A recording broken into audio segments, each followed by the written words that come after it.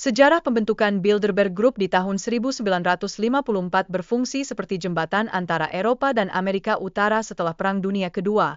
Ya, mereka benar-benar berusaha membuat jembatan, bukan hanya berdebat tentang warna catnya. Tokoh-tokoh seperti Joseph Ratzinger dan Pangeran Bernhard menjadi arsitek dari inisiatif yang cukup kontroversial ini. Mungkin mereka berharap bisa menciptakan koneksi yang lebih baik daripada Wi-Fi gratis di kafe. Berbicara tentang bintang-bintang, di antara para tokoh penting yang hadir di pertemuan Bilderberg, ada nama-nama beken seperti Kissinger, Merkel, dan Gates. Kehadiran mereka bikin forum ini layaknya konser rock, hanya saja, alih-alih menghibur, mereka memperdebatkan bagaimana menguasai dunia. Jadi, jangan terkejut kalau setelah pertemuan ini, kita mendengar kabar tentang kebijakan baru yang sangat unik. Namun, tidak semuanya berjalan mulus seperti harapan para penyokongnya. Teori konspirasi yang mengelilingi Bilderberg Group mengklaim ada ambisi untuk mendirikan pemerintahan global yang gak demokratis, seperti festivity Halloween yang digelar sepanjang tahun. Dan, tak jarang, setelah pertemuan ini, peristiwa besar terjadi, seolah-olah mereka sedang memainkan monopoli dengan nasib umat manusia. Mungkin mereka juga dominasi gelas kopi di meja saat merumuskan rencana. Seiring berjalannya waktu, muncul kekhawatiran bahwa media semacam sensor akan semakin meningkat setelah pertemuan Bilderberg. Ini seperti menonton acara TV dengan remote yang rusak. Setiap kali Anda mencoba ganti saluran, malah tertangkap sinyal error. Pertanyaannya, apakah ini adalah cara mereka untuk mengendalikan narasi informasi? Apakah mereka memiliki tombol mute di dunia nyata?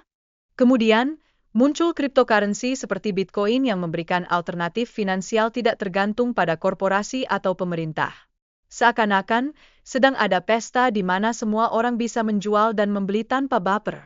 Ini bisa jadi solusi bagi masyarakat untuk mengakses sistem keuangan yang lebih adil, yang jelas, tanpa harus membawa dompet berat seperti bapak-bapak yang belanja bulanan. Tak kalah menarik, inovasi dalam kecerdasan buatan, AI, juga menjadi fokus di Bilderberg. Namun, beberapa orang meragukan apakah perkembangan ini benar-benar untuk membantu publik, atau justru untuk mengawasi kita lebih dekat, seperti mantan pacar yang mengirim pesan setiap jam.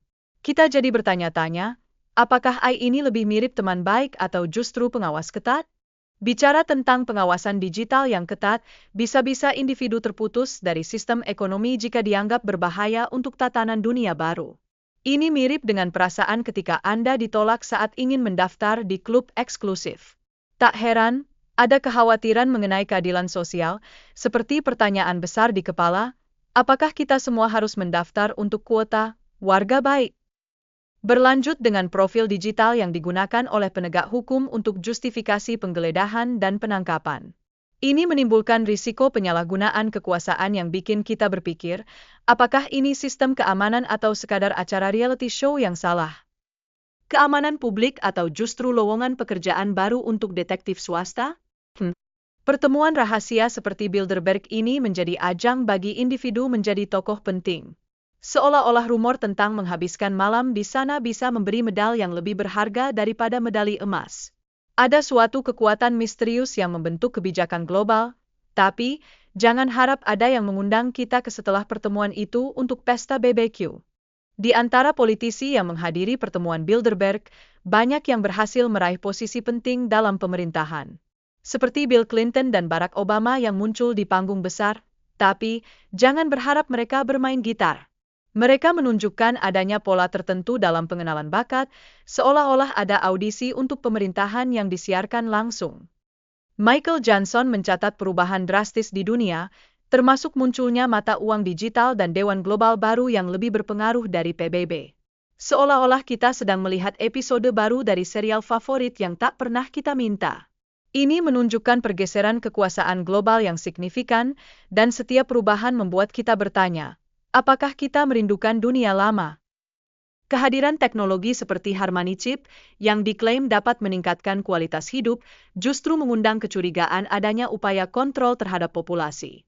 Michael mulai menyadari dampak teknologi ini terhadap perilaku masyarakat, dan saat itu, ia tersadar, apakah kita semua adalah peternakan dalam dunia digital ini? Mungkin kita butuh pelatih untuk penggemukan.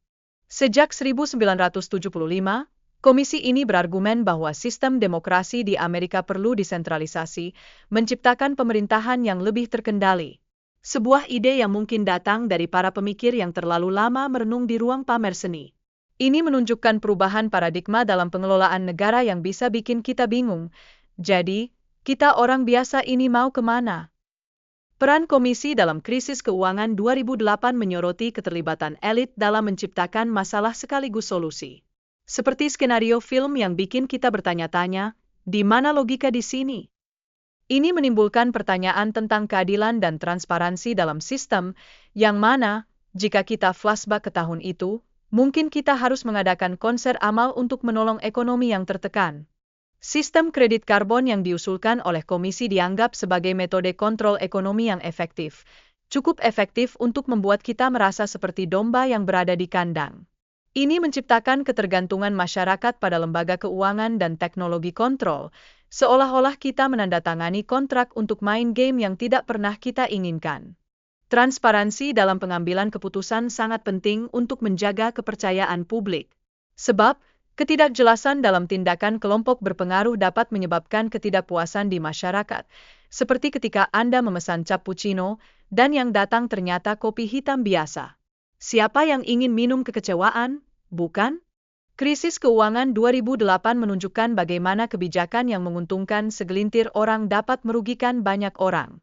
Seperti mengundang teman ke pesta, tetapi hanya memberi makanan enak pada segelintir orang.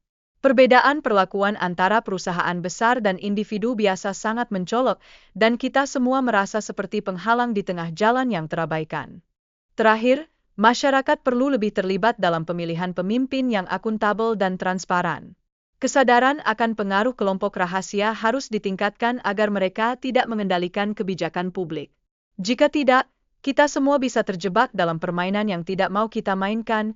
Jadi, ayo mulai terlibat, agar kita semua tidak hanya jadi penonton dalam drama besar ini.